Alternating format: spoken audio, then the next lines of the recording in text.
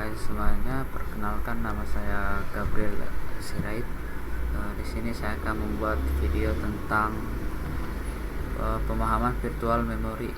Sebelumnya itu kita harus mengetahui apa itu virtual memory.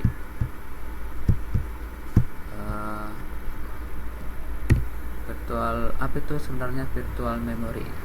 Virtual memory adalah teknik manajemen memori dalam sistem operasi yang memungkinkan komputer menggunakan sebagai ruang penyimpanan di bagian hard disk atau SSD-nya, juga sebagai tambahan RAM sehingga program besar atau banyak aplikasi bisa berjalan bersamaan tanpa kehabisan memori fisik, atau juga bisa disebut teknik memisahkan antara memori logik dan memori fisiknya. Memori logik juga merupakan kumpulan keseluruhan bits dari suatu program. Juga tanpa memori virtual, memori logik akan langsung dibawa ke memori fisik atau memori utamanya. Disinilah memori virtual melakukan pemisahan dengan menaruh memori logik ke secondary storage atau bisa disebut juga hard disknya, dan hanya membawa bits yang diperlukan ke memori utama juga dalam memori fisiknya. Mengapa virtual memory sangat dibutuhkan? Ada juga alasannya, beberapa alasan dibutuhkannya virtual memory, yaitu antara lain jika komputer yang ingin menjalankan sistem operasi Windows-nya juga membutuhkan lebih banyak memori atau RAM daripada memori yang terpasang di sistemnya, maka ia akan menggunakan sebagian kecil dari hard driver untuk tujuannya. Semisal ada situasi kondisi ketika komputer kita tidak memiliki ruang di memori fisik, maka ia akan menulis hal-hal yang perlu diingat ke dalam hard disk dalam file swap, dan itu sebagai memori virtualnya.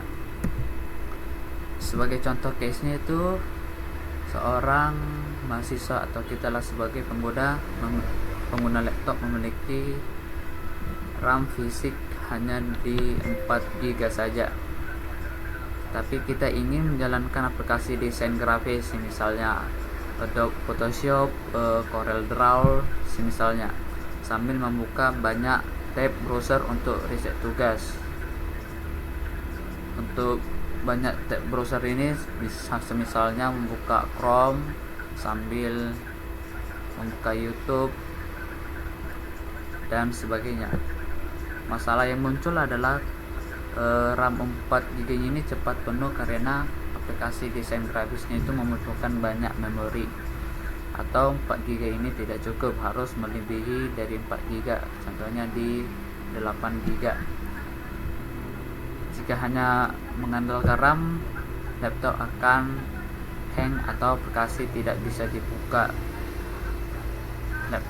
Aplikasinya akan berjalan sangat lambat, ataupun totalnya itu tidak bisa dibuka.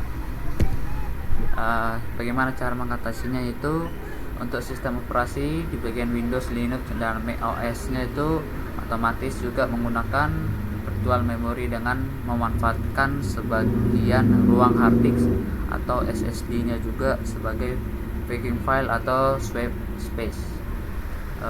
Data dari aplikasi yang jarang digunakan juga, misalnya seperti tab browser yang tidak aktif, dapat dipindahkan ke disk.